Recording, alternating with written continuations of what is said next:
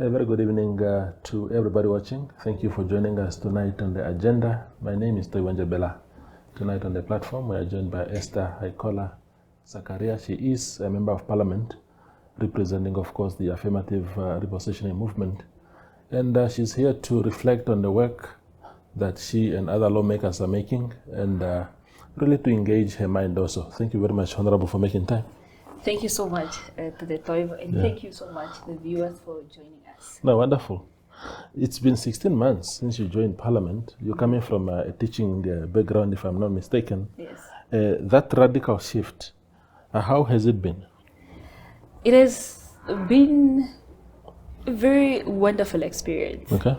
Because I have now shifted from only serving 450 learners to serving the whole country, nation at large. Yeah. It is actually quite a very good experience, and I hope we will also continue to do more as the first step started at school. So it's actually a very good thing. Okay. What did you teach in school? Yeah, in school I taught a lot of subjects. I have been an extraordinary teacher, but I have always loved serving people. So I have taught a lot of subjects: math, biology, geography, agriculture. Yeah. You mentioned it. That's a lot. Okay. And because you have that broad understanding of so many subjects, obviously it must have also been helpful in integrating you in Parliament, because the subjects in Parliament that you guys talk about are also so diverse. Yes. Of course, that background have taught me a lot, and actually it's helping me a lot as well, even in the lawmaking process and in developing certain policies. But it also helps out to able to increase actually the quality in the whole educational system in the country. Yeah. So are you now the AR Shadow Minister of Education? No, I'm not AR Shadow Minister, but I am a representative of the people that is sent there by AR. We do diverse a lot of work, even though my main focus to say is more on education, because that's where I'm coming from. I understand it left, right, and center. So my robust debate when it comes to education, it's more better compared to other areas to say. Yeah, and the coming from that background, what are the challenges in education at the moment, and are you guys agitating enough in Parliament for them to be addressed? Yeah, actually the most challenging or problems to say that the educators face currently, it's the curriculum. For example, curriculum changes, the new curriculum, which is AS, and the curriculum that the students go until grade 11. So a lot of research was not done. A lot of resources was not provided by the government. So teachers still struggle with labs. You see, now they have subjects such as chemistry that we never had even in school. They have subjects such as physics. Of course, we had physical science, but it was not more intense compared to now. So we are currently, as to say, a member of parliament, knowing the challenges that the teachers are currently facing. So we are currently also reminding the minister to look into those aspects to make sure that at least the schools are being provided with adequate libraries, adequate resources, adequate laboratory, and even computers to say, so that the learners can be able to pass and be able to cope in that, because it becomes a very difficult curriculum, because nothing substantive, or to say there is no proper research was done to make sure that Namibia is prepared to change or to shift from the ordinary curriculum to a new curriculum. Yeah. You must have lived the experience of this supposed free education, and I'm not talking about the university one that was introduced this year, the one at school level. Yeah. Because there's also a huge debate about it to say, but is it really free education because schools are not funded, the subsidies of the schools are not reaching them? Teachers, I mean, I get notices from schools, we have a bazaar on Friday, we have this, because schools are trying to generate some funds for themselves. What has been your experience about free education? This it hasn't really been a free education. It has been free education through in the mouth, honestly speaking. Being a teacher for 10 years, as I was a teacher, we would ask parents more. We would ask parents to donate ream of papers, donate, it's casual, every Friday is casual. Bring this money, bring that money. If a child doesn't pay when they come with casual, then they don't pay, then we have to go after the child. It was actually very embarrassing to say, if now we have to stand up and say free education when we go after a parent and a child for just not paying that $5 to make sure that the school is painted, or we have enough ink in school, or we have enough textbooks in school. So this really rhetoric free education, it's not free at all. In fact, if you have 3 children, you would having that list that we provide towards the end of the year. So comes January, a parent will spend close to 4,000 if you have 3 children that are in high school and in primary school. So it's really not free education to say. So in other words, the responsibility has been shifted essentially from government to the parents. Yes, precisely. And it's actually a very difficult shift to say, because some parents cannot afford that. In my time, when education was not free, my grandparents they didn't have to worry about reams of paper, they didn't have to worry about pens and pencil. The government would literally provide. However, our parents were still paying school development fund. And there we could literally say, no, the government took responsibility of the education system in the country. But as we speak now, Tate Toivo, I know that you spend a lot of money just paying for your children's stationaries and every single Friday's casual day. Yeah, that's true. I mean, I come from the background. I mean, I was a young boy in the 90s, and the first day of school already, you go to school empty-handed. When you come back, the textbooks are there. Yes. The stationaries are there. Yes. Everything. Now, some 30-something years later, I have to stand in long queues in Waltons there with other parents. Yes. Because we get this long list of things. Yes. The reams of papers that you're talking about, for example, I used to buy them blindly because I thought they were for my child. Then I learned only much because I don't really pay attention to these things. And you just make a budget to say, okay, let me go and buy things. Then you realize that is actually for the school itself. Yes, it is. So the rest of the things are for your child maybe, but the schools, because they are struggling, yes, they insert a few things of their own in these things, and so it's just really, really difficult. Yeah, correct. Yeah. Actually, just to add to that, we would, as a teacher, it was very frustrating. I mean, it's still frustrating. It's just because I have changed, I've now moved to Parliament, it doesn't mean that it's still not frustrating in school. Yeah. Because you can see the frustration also in children. Yeah. Like if they can't be able to bring what is being asked, if they don't have enough stationaries to bring, because we tick, okay, so Rosalia, where are yours? Then we tick. And then you realize that Rosalia doesn't have even a ream of paper. So the child becomes a little bit shy, and later on becomes withdrawn.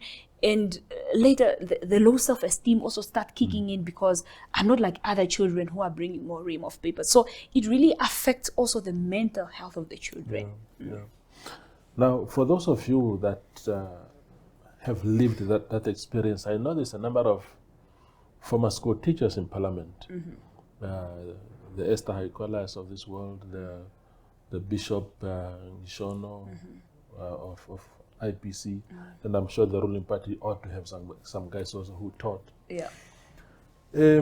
What are you saying to the custodians of education, like Minister Sanet Steenkamp, to say, but colleagues, really, this looks like rhetoric rather than the practicalities of this whole thing? Are you speaking out? Are you pushing for a change of things? Yes. We are more than 6 teachers there. AR has 2, me and Kalola, Berta Hifikwa, and Abedijon. Yes, and Velem as well was a teacher at some point. Yeah, I thought Velem was a teacher, yes. Yeah, he was. So we are trying really to make sure that the executive hear our cries, because the good thing is that we understand what the teachers go through. We just came from teaching yesterday. I mean, how can we just forget? But we are having motions to change certain things. We are engaging Honorable Sanet, Honorable Dino, in front camera, offset camera. We are really pushing to make sure that the education system is really, really being changed. One of the motion that we put in, for example, we have tabled is the one of the life skill teachers I did previously, to say, or currently, what is happening is that if a school has less than approximately 150 students down, it means you are not qualified. That school is not qualified to have a life skill teacher. So it means even a language teacher must just be trained in service training. You can still be a language teacher, a Shindonga teacher, but you are going to be trained a little bit so that you can be able to teach life skills. But that is not the point. The reality on the ground is that a lot of those 150 children, a high percentage of them want to commit suicide. Some of them are children that are heading houses. Many of them are going through a lot of depression and all those things. So if you now, the teacher that is now being identified to say, normally just concentrate on their subject, which is language, because it's a promotional, and they take life skills as, it's non-promotional. And who suffers? The children. And what happened to the children? They grow up into a society, they become adults. Who suffers again is all of us suffers. Yeah. So that is one of the motion that I can remember that we put in, so that every school, regardless of the numbers of children, they must have a life skill teacher. But to just answer your questions, we are really pushing. We are working together. We want to work together with them. We are engaging them left, right, and center, so that we can make sure that the education system of this country is on par as we pass through it. Yes. Just maybe the last one on that subject of education. How critical is parental involvement in making sure that more children really, there's a proper throughput or output coming out of schools with good marks and all that? I'm asking because one of the challenges that I experience as a parent myself is that there are things that of course, when a child is young, I can handle almost any subject. That is, hey, Daddy, help me with homework or whatever. But as the grades go up, I have never done accounting in my life.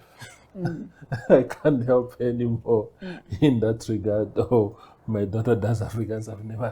I don't speak the language at all. Yeah. So it becomes a bit tricky there, but I suppose there are other ways to, as a parent, to still assist your child in that regard. What has been the experience? Yeah. So I want to tell the parents that the new curriculum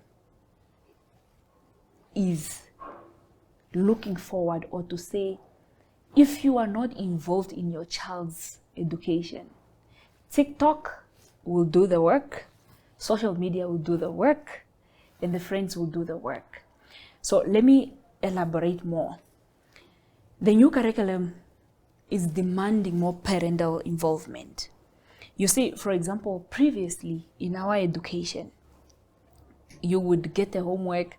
You didn't need a lot of assistance from your parents. But in this era of the new curriculum, the parents need to assist, like you said, with Afrikaans homework. You know, I kept on making an example. For example, when we were young, we were just taught A, E, I, O, U. But now the children are being taught you know, things that we were never taught. So it's you as a parent to also educate yourself so that you can be able to assist these children. Otherwise, they will put their books aside because it's boring, nobody's helping them, my father is not interested. I mean, why should I be interested in my work if my parents are not interested? And then what do? Go to TikTok and you will see what will happen there. So it's very important for the parents to really, really make an effort. Make an effort. There's a school where I'm coming from, Olwaya Combined School. It's a village school, but they make sure that they have a program where they teach all the grade 0 and grade 1 parents. So all the parents come I think it's every Monday, and then they are being taught how to assist their children with homework. So my aunt, who is now a grandmother, she is every Monday going to school to be taught how to help their children with homework. So it's very important. And I say, you know, young adults such as us, you know, our age, your age, of course, we are so busy trying to figure out things, trying to make money, trying to bring bread on your table. But we are forgetting the most important thing, to make sure that you help them with homework. Otherwise, this curriculum, it's not going to assist your child. Children cannot be self-centered or to say self. They cannot help themselves. Yeah. They need constant parental guidance. Yeah.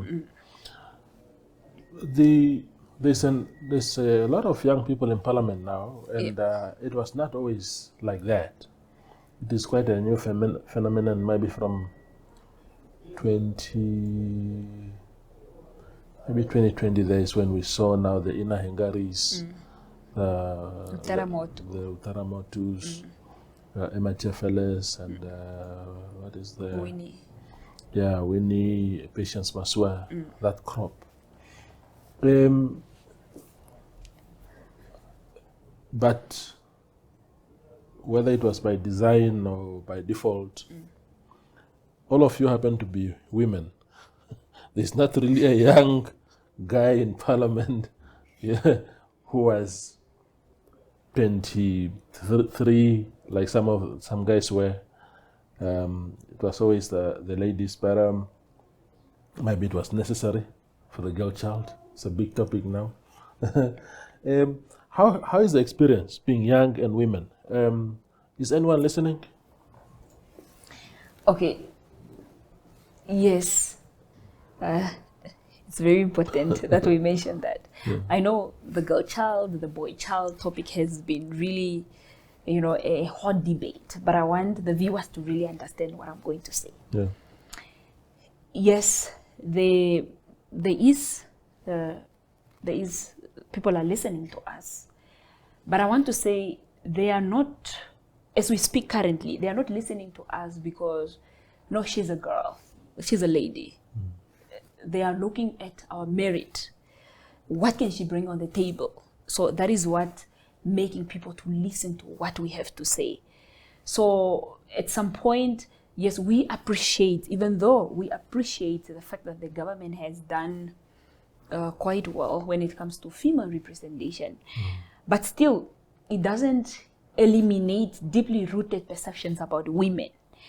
But what I want to tell you, or just to say, to round up to that question, is that people are listening to us because of the robust debate that we are bringing, the quality that we are bringing in. And this is why we find ourselves do more research so that our subject or whatever we have to bring on the table could really be understood from the point of perceptions that we are coming from.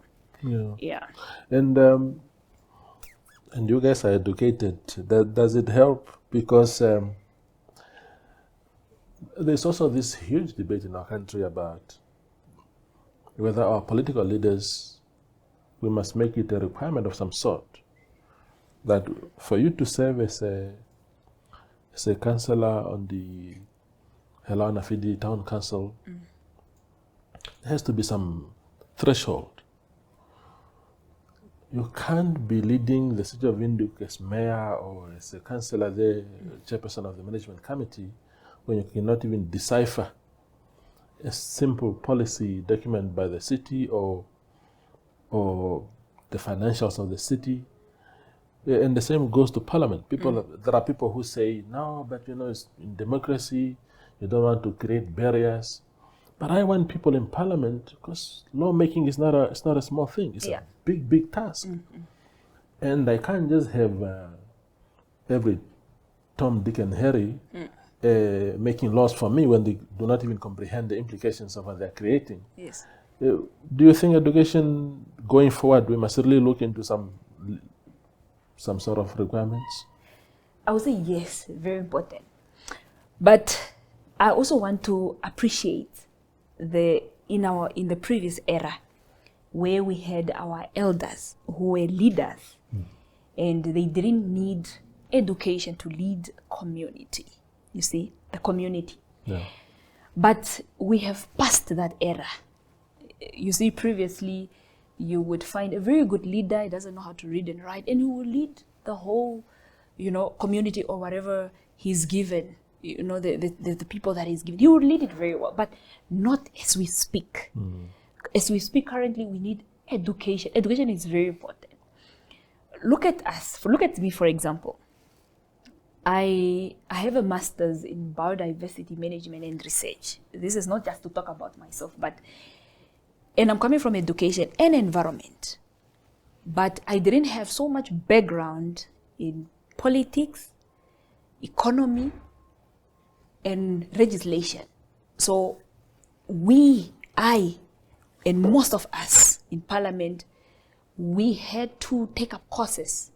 We have to constantly improve ourselves so that we can be able to make proper laws that will speak to the current Namibian person, to the generation that is coming, to the generation that is coming after generation. So education is very, very important. We are not just there quiet. We are studying. We have to study. We have to understand when we talk about the budget, when we talk about gender responsive budget. What does it mean? We have to learn a lot of things faster, but also outside parliament as well. We have to sit down on our tables at home and really study how is it in South Africa, how is it in Rwanda, how is it in Europe and other countries. So if we have now a respected leader who does not even understand what a budget is, then we have a problem. We have a problem. So it's very important. Education is very important. In future, really, we must look at these things. Absolutely.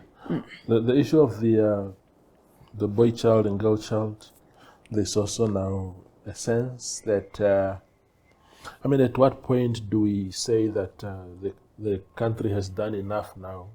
Of course, you don't stop. It has to be a perpetual thing. But where we say the boy child and the girl child has now been brought on par now. They are together now, and therefore there can be no longer special treatment of one at the expense of the other. What must happen? Are you the feminist type that says, no, still the girl child must be put in front a little bit in that race? Yeah, like I said, this is a heated topic. But I really want the viewers to listen to me very well. Yes, I would not say a lot has been done, but we are grateful for what has been done regarding women. But having women representative, it doesn't eliminate that deeply rooted perception about women. A lot of people still think a woman cannot lead. She's being put there just because she's a woman.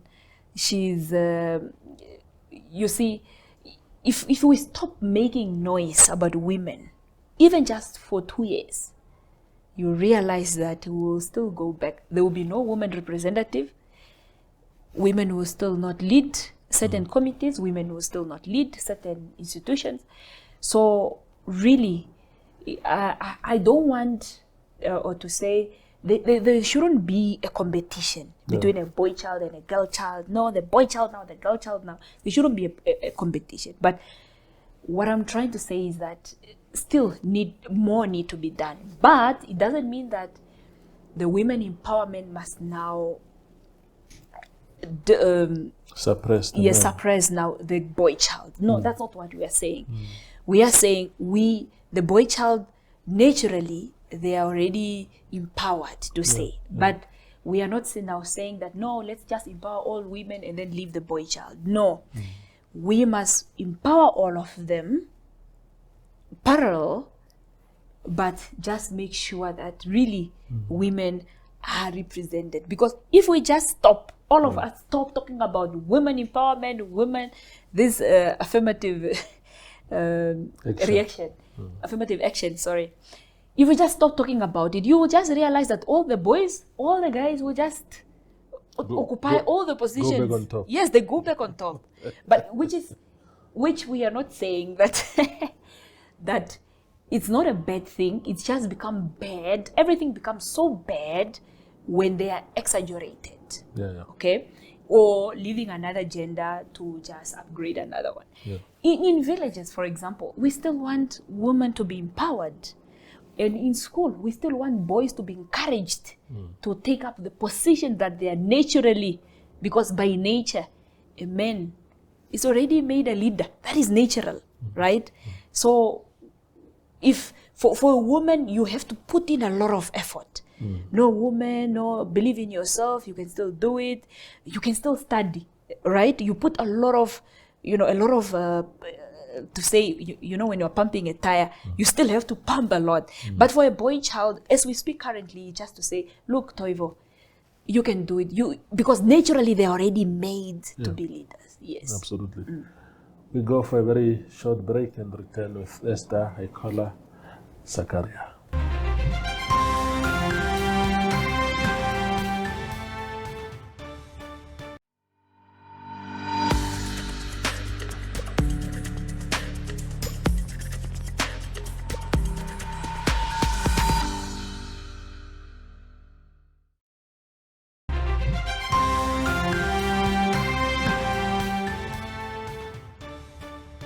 We are still talking to Ester Haikola-Sakaria. She is a member of parliament in the National Assembly.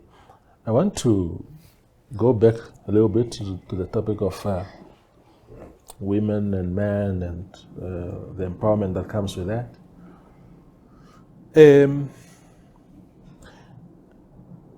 What specifically makes, because you said if we stop talking about women empowerment, we are going to be back to the dark days of when men dominated every sphere. Are we not on par now with each other? I mean, if there's a CEO position to be applied for, everybody applies. I don't think that people sit in boardrooms saying, no, because this one is a woman, let's rather look at the male applicants. When you went to parliament, I don't think AR, of course, what do I know, but I don't think they said, oh, Esther, you are a woman, and therefore, because of that, we are going to take you to parliament. You ought to have gone there at your own merits. So what is stopping other women to do the same? Yeah, no, actually, what you're saying it's very important, because even though, like I said previously, that it just doesn't mean that you're a woman, people listen to you. It's because of what you bring to the table. Yeah. So like I said, I will not say that we are on par. Now we must stop talking about women empowerment and all those things, because we don't have to compete against men. Yeah. So it's very important that all genders are important. They must all be empowered, but not at the expense of the other. Yeah. So, like you said, or like you are asking, we are not yet there to say. So, The laws are the same, Master. The laws are exactly the same. The playing field is really, to be fair, the playing field is leveled. Yes. You know, it's... But apparently we must still make provision, special provision for women. Why? The playing field is why must I lose out on a position? We saw the other time it was Kren that went out and advertised a position. They said they were only welcoming women applicants. That was shocking. Why? Why must I be punished? I qualify also. We graduated together, but because my Esther is a woman, I must not even apply. No, I don't think it was like that. Okay, I didn't do more research. I swear to God it was like that. I didn't do research more on it, yeah. But I want to say that sometimes you realize that in the executive, it's just gentlemen that are in there. Yeah. So the advertisement might be, we are only looking for women, because if we have male, and if you actually didn't specify, it means the male candidate will apply. And what if that the Toivo is the successful one? Now what do we do with him? So it means, I'm thinking that maybe it could be that in the executive, there are already male candidates.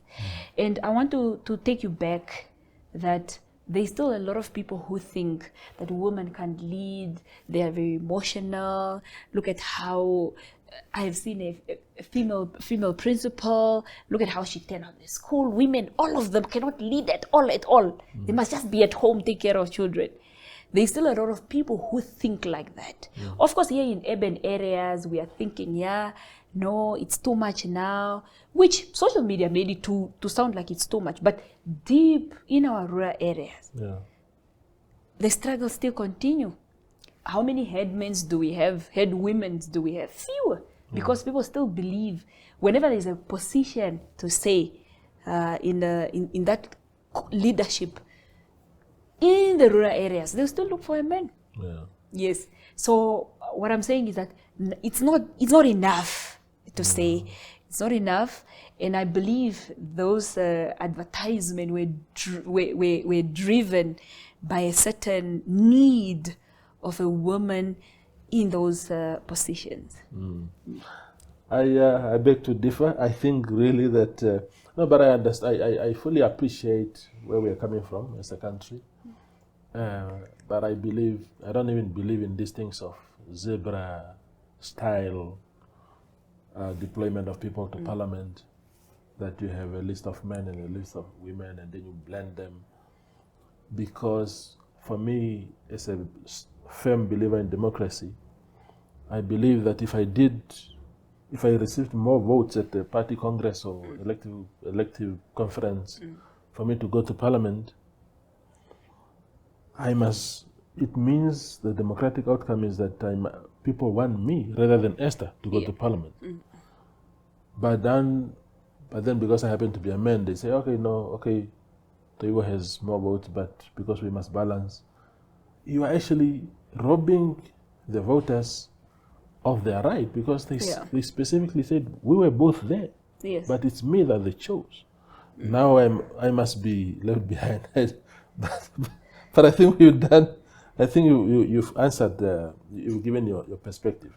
Let's talk about the huge debate in the country at the moment. The fact that this parliament is failing to pass laws. 16 months since you guys were sworn in March last year, and nothing is coming forth. We thought a country that faces a lot of challenges like ours, the new parliament will hit the ground running. Let's pass this law quickly. Let's rectify these anomalies that are making our people suffer. We are not seeing that. You are saying in the article that we published in Namibian Sun recently, opinion piece, you said Parliament is not a rubber stamp. You guys are not going to just rubber stamp things. The principle is correct, but at what point do we say now we must pass the laws? Okay, firstly, Parliament is not just passing laws, okay, is one of just the functions of Parliament. Parliament does a lot of things. Yes. Just to summarize, there's an oversight side that we do, there's a representation side that we do, and then there is now legislation, which is the laws. And I want to make it very clear. Of course, it's not that we didn't pass any law within 16 months. We did. There's a law that we passed in June. It's called Mental Health Bill. But I want to tell you that we, as a young generation that is in Parliament now, we are not going to pass laws in Parliament just for the sake of, no, it's time now, let's pass the laws. Laws must be good laws, not just quick laws. We don't want to pass laws that are going to affect Namibians. You see, we have seen, experience have shown that there were moments in Parliament, even in the previous Parliament, whereby the laws were being changed to benefit individuals. They were not properly scrutinized because let's quickly pass laws. The laws must be passed. Everybody must know that we are working as Parliament. Let's pass laws. Then what happened to those laws? They didn't benefit Namibians. As we speak, they also trapped the people who quickly passed them. I want to make it very clear. Laws will be passed, but they have to be passed with rigorous debate, with rigorous scrutiny. Like we were just talking about education now. We need to understand, what is this law? Yeah. How does it affect a Namibian person? I have seen former cabinet members, former ministers went home and complained about things that they were supposed to change when they were in power. Why? That's not what we do. That's not what we want.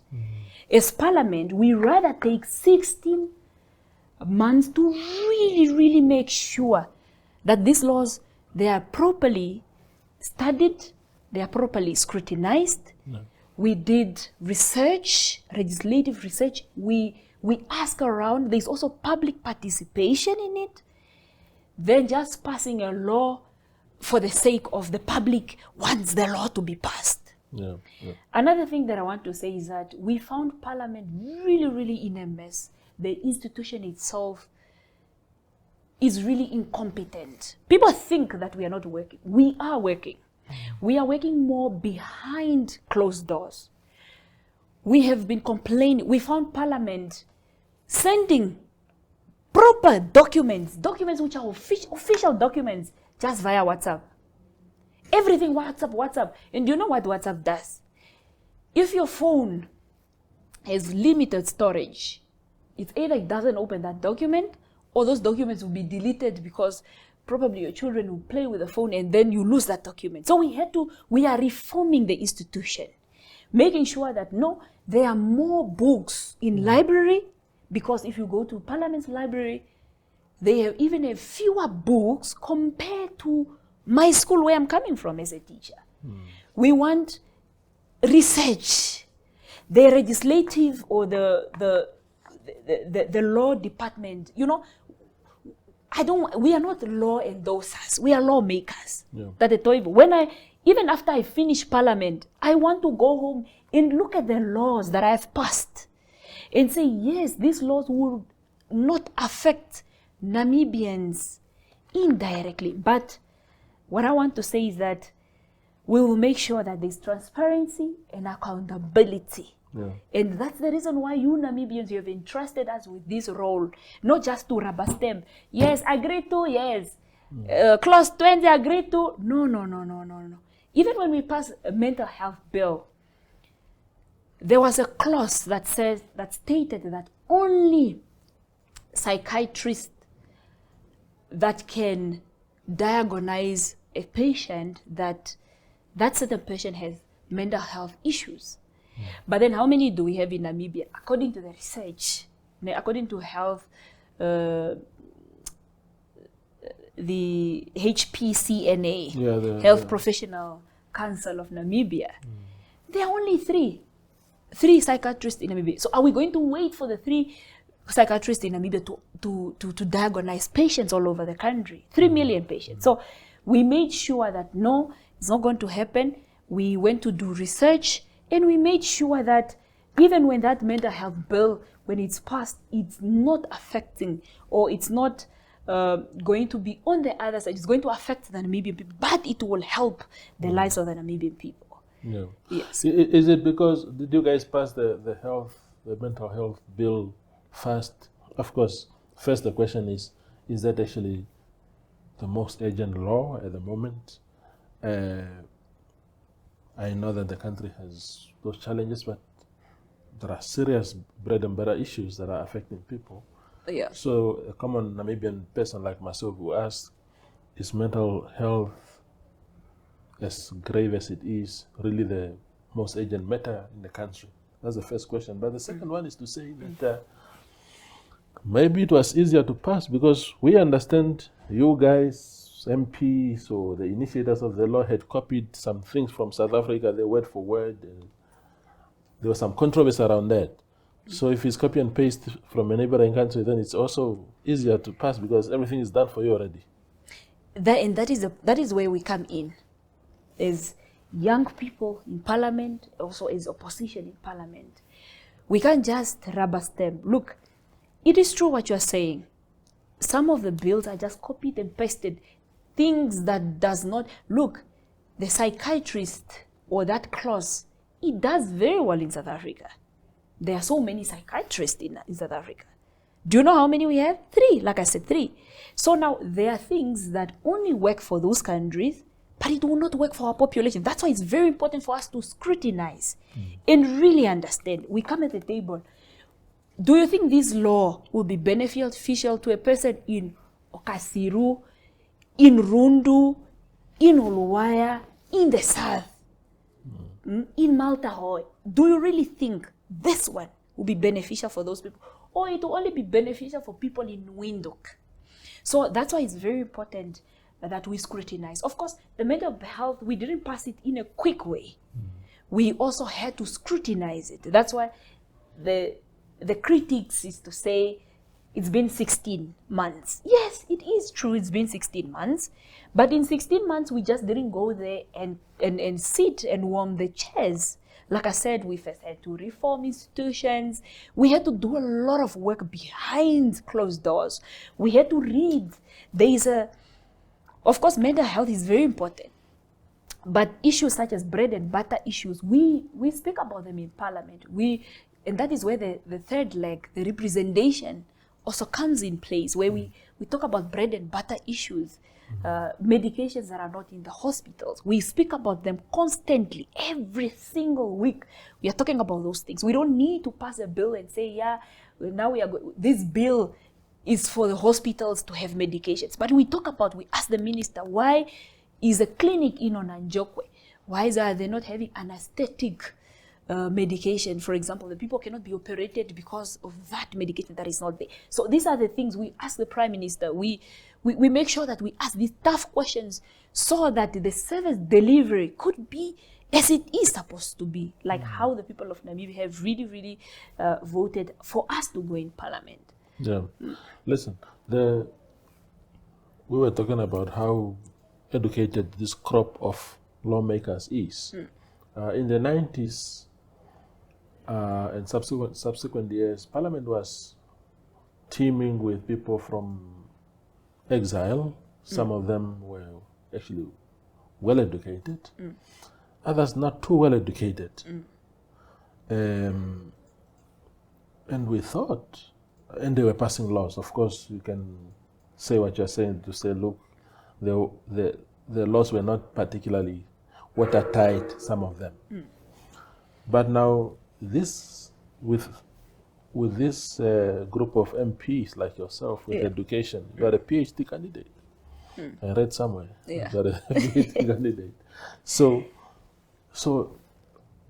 you understand issues more broadly, your research skills are better. there ought to be speed at which things are happening now. Even if you say, yes, we will not rubber stamp things, me as a voter, I agree. I want to be ruled with watertight laws. But when you come with that level of education as a group, you ought to be a little bit faster. Yes, with the level of education that we come with, it shouldn't just to say yes because I can quickly do research on this one, let's pass the bill. There are so many things that we need to do. Firstly, you make sure also that the oversight that we take, for example, currently we are busy doing oversight. People think, yeah, Parliament, they were just in holiday, now they are back again in holiday. We are not in holiday. We are not sleeping. We are actually traveling long, stressful hours to make sure that we come to you and hear your problems. We are all over the country to look at what are the government projects, how have they been implemented. So now, with the education that we come with, we have now to compare. Okay, you want us to pass this law so that this certain project can be implemented. But how about the Nectel Dam that was implemented 5 years ago? What did it achieve? The government spent a lot of money, billion of money. And you want us again to spend billion of money in this same project that we have given to NIDA, for example. And NIDA kept on saying, no, we have failed, and nothing substantive come out of NIDA. As we currently just recently visited the South, and we realized that NIDA was given a very big mandate, but executed less than few percentages, 0 point something percentage. So now you come up with now the robust research. So if it was done in Kavango and it worked very well, this project worked very well, it doesn't mean that it will work very well in Hardap. Yeah. We have to go back to Hardap and say, what are your needs, so that the needs of the people in Hardap are catered for. So we are not saying that Parliament will not pass bills. Yeah. Bills will be passed. But like I said, that I can't overemphasize, we will pass laws that will make you proud, because you will realize that these laws, even though we take time to do proper research, even though we take time, these laws would be beneficial for you, for the generations to come. So just in conclusion with now the education that we are saying, the education shouldn't help us now to rush and do just anyhow bills, because the nation is complaining that we need to pass bills fast. Yeah. But I want to assure you that we will do as you have voted for us to do. We will not disappoint the masses. The masses have sent us there to make sure, like you said, of course, the people didn't vote for us. They didn't vote for me to go to Parliament because I'm a woman, but they have seen what I can bring on the table. So I cannot now betray the masses. Yeah. We will pass the law, but the laws will be very well scrutinized. Yeah. Even to that extent. Yeah. The perception in the public domain at the moment is the fingers are actually being pointed at the opposition to say the reason why Parliament has only passed one law in 16 months, which again is not even, in many people's eyes, is not even an urgent law, is because the opposition stands in the way of making those laws. SWAPO would argue that, we want to do things, but we are being blocked by the opposition. Who should be held accountable for the fact that that is actually the state of affairs? Is it failure on both sides of the House, or the opposition benches have been responsible solely for this very slow legislative process? No, that's not true. How can you say the opposition, not you, Tate Toivo, but how can the ruling party says the opposition that is impeding them to pass laws faster if you even have the majority? How? That's not factual. No, not at all. Look, we oppositions, we have to do our work. We will do our work for the next 5 years. We are not going to stand in the way of the bills. No, we are here. In fact, SWAPO does it. The ruling party, it doesn't even, we tried so many times to reach consensus. We give up so many things to say compromise. Yes, we compromise. And then you realize that, I'm actually not shocked, but I'm like, SWAPO, you say that in the order paper, it's just SWAPO's motion, SWAPO's bill, just the executive bills that are pushed up.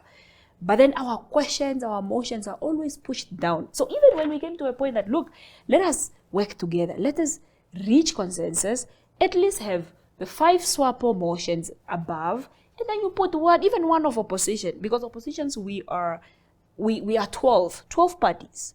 SWAPO is the 13th. So at least put one, and then another 4 SWAPO, then they refused. So that is not factual at all. We cannot come to parliament. What the ruling party wants is that we just come to parliament, we clap hands and all, and then we pass the bills like, agreed to, d'accord, clause 20, agreed to. No, we have a mandate to do. Questions, we have to ask questions. We have to ask those tough questions. We have to prepare. It is our duty as opposition party to hold the executive accountable. It is our constitutional mandate to make sure that the executives are held accountable, to make sure that we also address the bread and butter issues. We can't just address the bread and butter issues in bills that are brought by the executive. Bills are important. However, there are also other important work that we do. We have the power to debate the budget. We debate everything. We bring our motions. We want to debate. We can't just pass and pass. We can't just, no, we have to pass laws, but we can't just rubber stamp. Yes, agree to. No. Yeah. But we also have to do our constitutional mandate, which if you don't want us to do our constitutional mandate as a ruling party, then it becomes a problem. Mm-hmm. Do you think that the TV cameras in Parliament has or have, it's a TV show now, it's a reality show now. Everybody wants their 5 minutes of fame. It's about who speaks eloquently now. It's about who has the best philosophical quotes now. When Parliament was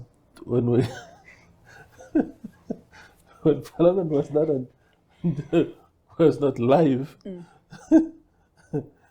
people just seem to have been doing. Now people are even holding each other's throats there because they want to show who's the man of the house now. It's not a TV show, guys. It's a very serious mandate that you have. Mm-hmm. So, are you playing to the gallery or to the gallery? What is this? I don't think